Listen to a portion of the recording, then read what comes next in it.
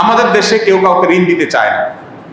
আপনারা একটা হাদিস অনেকে শুনেছেন, কোন কোন ক্ষেত্রে দান করার চাইতে ঋণে সওয়াব বেশি।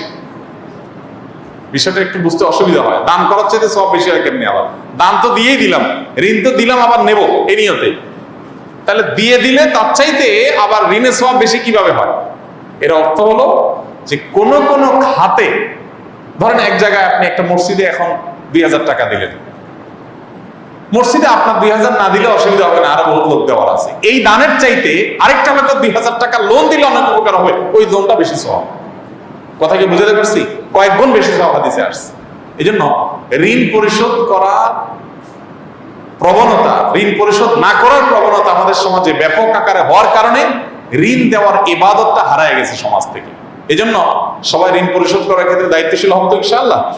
নবী করিম সাল্লাল্লাহু আলাইহি সাল্লাম বলেছেন, তোমাদের মধ্যে সবচেয়ে ভালো মানুষ হলো সে যে ঋণ পরিশোধ করার ক্ষেত্রে ভালো মানুষের পরিচয় দেয়। দোকান থেকে বাকি নিয়েছেন, আপনি পরিশোধ করার ক্ষেত্রে ভালো মানুষের পরিচয় দিলেন, অর্থাৎ যা বললেন কথা জবান রাখলেন। আপনি খান না খান, আপনার থাকুক না থাকুক, আগে পাওনাদারের পাওনা পরিশোধ করলেন। এরকম আন্তরিকতার চেষ্টা থাকবে তো ইনশাআল্লাহ? আপনার এই চেষ্টা আছে, আন্তরিকতা। এরপর এবার আপনি আমাকে বলেন হুজুর দোয়া শিখাই দেন, এবার আমি দোয়া বলবো। কথা কি বুঝতে পারছেন? এতগুলো কথা বললাম এই জন্য যে আপনার টাকা পয়সা সব আপনি রেখে দিয়ে এরপর বলতেছেন হুজুর আপনি দোয়া শিখাই দেন, আপনার দোয়া দিয়ে ঋণ কাটাকাটি হয়ে যাক, আমার টাকা আমার কাছে থাক। এই 2 নম্বরই করা যাবে?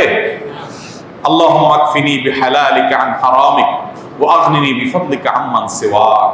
আল্লাহ, আমার জন্য যেন হালালই যথেষ্ট হয়, হারাম যেন প্রয়োজন না হয়, আপনি ছাড়া কারো যেন মুখাপেক্ষি হওয়া না লাগে, আপনি আমাকে সেই তৌফিক দান করুন। এই দোয়া করবেন, আল্লাহুম্মা কফিনি বিহালালিকা আন হারামিক ওয়া আগনিনি বিফদলিকা আম্মান সিওয়াক।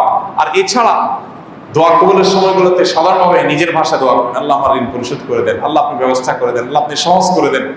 তাহাজ্জুদের সময়, 5 ওয়াক্তের আমাদের পড়া বিভিন্ন সময় আল্লাহ তাআলা ইনশাআল্লাহ সহজ করে দিবেন।